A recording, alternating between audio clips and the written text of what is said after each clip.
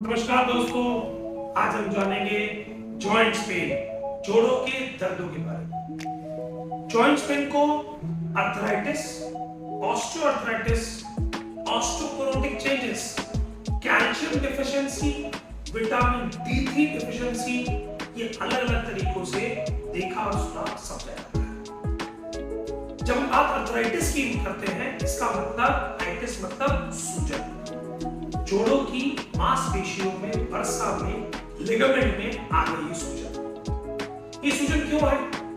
क्योंकि सूजन कभी भी आती है तो कार्य क्षमता से ज्यादा कार्य। अब बहुत से लोग कहेंगे जी बुजुर्ग लोग तो बहुत कम चलते हैं फिर भी ऑस्टियोआर्थराइटिस क्यों है? कार्य क्षमता का मतलब जॉइंट्स वीक हो गए, कमजोर हो गए हैं, चलने की क्षमता नहीं है, इसीलिए अगर थोड़ा सा भी दबाव डालते हैं तो सूजन के रूप में उभर आती है। ये कमजोरी कहां से है?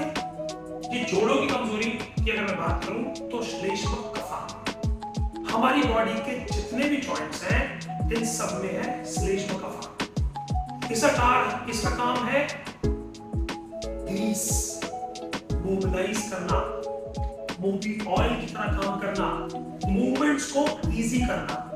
अगर आपकी बॉडी में किसी भी जॉइंट में मूवमेंट करते वक्त अगर पेन हो रहा है तो आप समझ लीजिए कि उस जॉइंट का ग्रीस कम हो गया।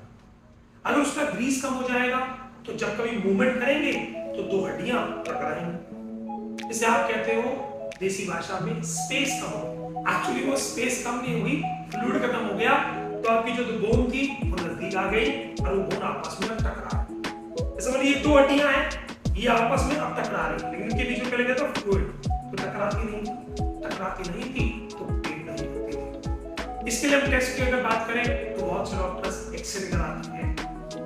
अगर बहुत सीवियर पेन है तो एमआरआई भी होता है, MRI knee, MRI shoulder, MRI spine.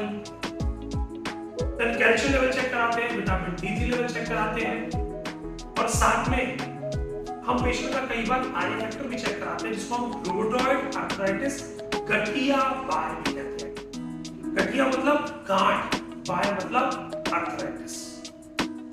गठिया बाय की बात करूं तो मॉडर्न साइंस में इसको अनट्रीटेबल डिजीज बोल देते हैं क्योंकि ऑटो इम्यून डिसऑर्डर, आपके इम्यून सिस्टम की कमी होने की वजह से बॉडी में उभर आई।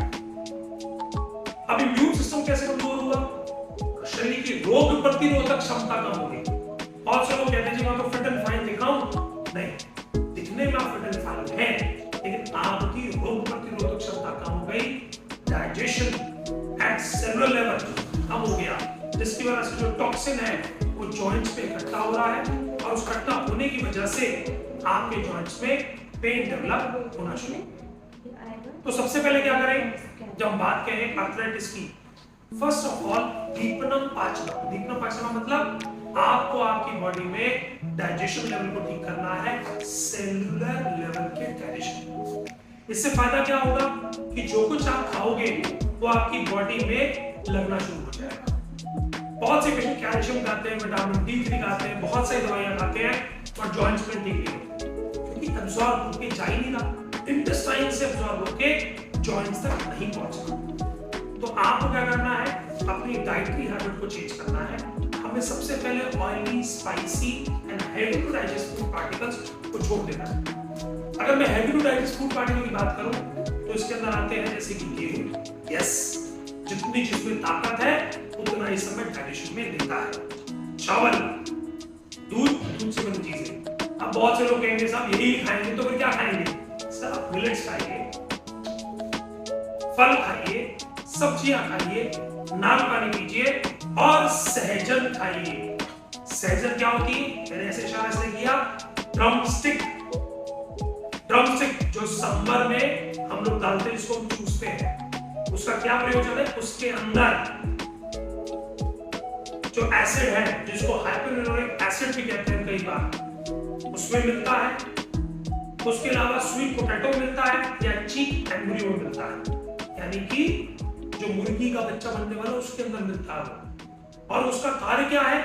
आपकी यस जॉइंट्स के अंदर जो फ्लूइड ग्रीस कम हो गया उसकी रीफॉर्मेशन। तो सहजन के अंदर अगर आप चूसे या सहजन का सूप बनाए तो ध्यान से देखें, सूप के अंदर हल्का हल्का तेल जैसा तैरता दिखेगा, वही तेल आपकी ग्रीस में डालना है।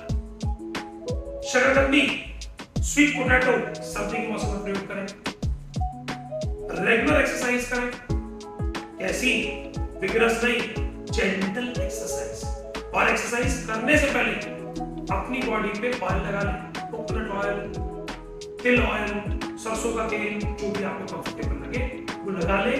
और लगाने के बाद आप जेंटल एक्सरसाइज करें। उससे क्या फायदा होगा? एक तो ऑयलिंग हो गई, दूसरा ऑयल पोर्स के माध्यम से आपकी मसल से जॉइंट्स तक पहुंच जाएगा। इसके साथ में बहुत से लोग कहते हैं कि सर और क्या द्रव्य लें? देखिए, महायोगराज गूगल, शूलवर्थ की बटी, दशमूल आरिश, दशमूल का काढ़ा, दशमूल की चाय, ये सब वही काम करते हैं। और मैं आपको फिर कहूंगा, इन सबको शुरू करने से पहले डाइजेशन हैज टू डू, क्योंकि रस से रक्त बनता है, रक्त से मांस बनता है, मांस से मेद, मेद से बनती है अस्थि, अस्थि से बनता है मज्जा, और मज्जा से बनता है शुक्र। यानी बोन्स को स्ट्रेंथ देने के लिए ये सारी स्टेज क्रॉस करनी पड़ेगी। उसके लिए आपका सेलुलर लेवल का digestion level system along with धात्वा अग्नि अच्छे से काम करनी चाहिए। और आप सब लोग जॉइंट्स पेन के बारे में और जानना चाहते हैं तो अभ्यंगम, नैलवस्ती, धारा, सर्वांगधारा, इनके बारे में वीडियो देखें, समझें और इनकी चिकित्सा करें। और आप चाहते हैं कि इसकी डिटेल कोई और जानकारी मैं आपको दूं तो नीचे कमेंट में लिख के कमेंट बॉक्स में कमेंट करें, उसके कोई वीडियो। धन्यवाद।